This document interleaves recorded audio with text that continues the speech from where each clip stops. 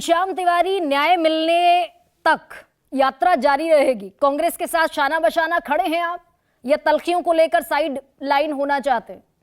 Seat sharing नहीं होगा, ये कंडीशन आपने रख दी, शामिल नहीं होंगे, या इस न्याय की यात्रा में आप कांग्रेस के साथ यूनाइटेड दिखते हुए मौजूद रहेंगे? नमस्कार गरिमा जी, आपको, दर्शकों को और को पैनलिस्ट को।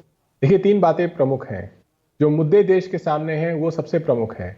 आज जब मैं अभी कुछ समय पहले एनडीए के अलायंस पार्टनर्स की लिस्ट देख रहा था, हम में से ज्यादातर लोगों को ये पता ही नहीं है कि वो अलायंस पार्टनर्स कौन है, उनके बीच में सीट शेयरिंग पे क्या चर्चा हो रही है, चिराग पासवान जी को कितना सीट मिलेगा, पारस पासवान जी को कितना सीट मिलेगा, या फिर अजीत पवार, चक्की पिसिंग फेम के अजीत पवार जी को कितना सीट मिलेगा, शिंदे जी को कितना सीट मिलेगा।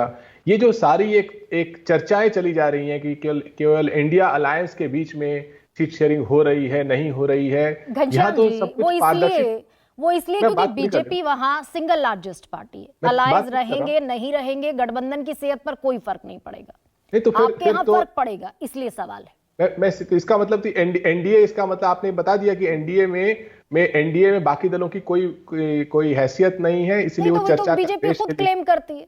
बिल्कुल, मैं यही प्रवक्ता कई बार बोलते हैं। आपके दर्शकों को बताना चाहता हूं। मेरा सवाल दूसरा था घनश्याम तिवारी, मैं आ रहा हूं। मेरा सवाल ये था कि कांग्रेस की न्याय यात्रा आपके लिए भी न्याय यात्रा है क्या? मैं उस पर आ रहा हूं, सुनिए तो सही।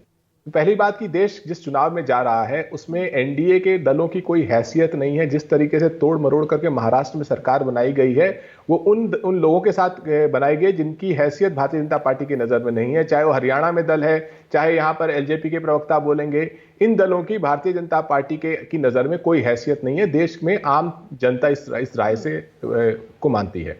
दूसरी बात कि सीट शेयरिंग की चर्चा के साथ साथ जो मुद्दों की चर्चा है, अब जो आपके दर्शक देख रहे हैं उन्हें यह सोचना है कि क्या उनको बिल्किस बानो की लड़ाई में अपनी बेटी और अपने घर की महिलाओं की लड़ाई दिखाई देती है। वो बिल्किस बानो जब तब भी नरेंद्र मोदी जी से लड़ी जब नरेंद्र मोदी जी गुजरात के मुख्यमंत्री थे, उनके नाक के नीचे गुजरात में दंगे हुए जिसमें ये विभत्स अपराध हुए, वो तब भी नरेंद्र मोदी जी से लड़ी जब वो प्रधानमंत्री बने और उनकी नाक के नीचे इन बलात्कारियों को रिहा किया गया। भारतीय जनता पार्टी के नेताओं ने उन्हें मंच दिया। और ये आपको दर्शकों को तय करना है, क्या उनको अपनी बेटी की आपको भी तय करना है घनश्याम तिवारी। मेरा सवाल बिल्कुल सीधा था, उसी पे आ रहा हूं मैं। मेरा सवाल बिल्कुल सीधा था कि भाई अगर अन्याय की इंतहा है तो न्याय यात्रा के साथ आप खड़े होंगे उत्तर प्रदेश में, राहुल गांधी के साथ शाना बशाना खड़े होंगे?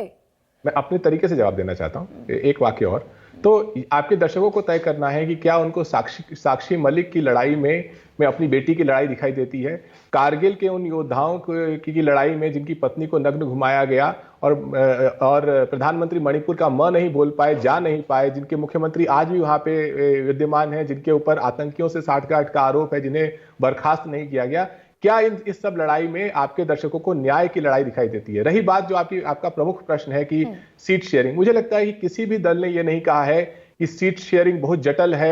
मेरा सीट शेयरिंग पर सवाल नहीं है घनश्याम तिवारी, मैं तो ये पूछ रही हूं आपसे कि किरण रिजिजू ये कह रहे हैं कि राहुल गांधी मौज मस्ती के लिए यात्रा निकाल रहे हैं, किसी का कोई भला नहीं होने वाला। समाजवादी पार्टी इस बयान को कैसे देखती है? किरण रिजिजू की क्या हैसियत है? मतलब जो व्यक्ति मणिपुर पे नहीं बोल पाता, मणिपुर पे कभी गए नहीं है, उनको लॉ मिनिस्टर से हटा करके पता नहीं कौन सा मंत्रालय दे दिया गया है। जो व्यक्ति भारतीय जनता पार्टी में अपने मंत्री रहते हुए भी मंत्री की प्रतिष्ठा नहीं रख पा रहा है, उसके बयान का क्या महत्व है? महत्व तो मुद्दों का है। अंतिम बात, किसी भी दल ने, इंडिया अलायंस के किसी भी दल ने ये नहीं कहा है अभी तक कि सीट शेयरिंग हमसे नहीं हो पा रही है, बहुत मुश्किल है, हमें मदद की जरूरत है। सब ये कह रहे हैं कि हम मिलजुल कर चुनाव लड़ेंगे, हम सीट शेयरिंग कर लेंगे। लेकिन ठीक है, लेकिन ये नहीं कह पा रहे हैं घनश्याम तिवारी आप सीट शेयरिंग हो जाएगी, लेकिन ये नहीं कह पा रहे हैं कि यूपी की यात्रा में समाजवादी पार्टी सीट शेयरिंग की कंडीशन के बगैर शामिल होगी सॉलिडारिटी के साथ या नहीं होगी। ये तो बिल्कुल ये बिल्कुल प्रैक्टिकल बात है गरिमा जी कि अगर सीट शेयरिंग हो जाती है तो उससे यात्रा प्रभावी होगी और समाजवादी पार्टी भी उस यात्रा को मजबूत कर सकेगी। अगर ठीक, तो यहाँ पर एक अगर का पेंच फंसा है राजीव जी।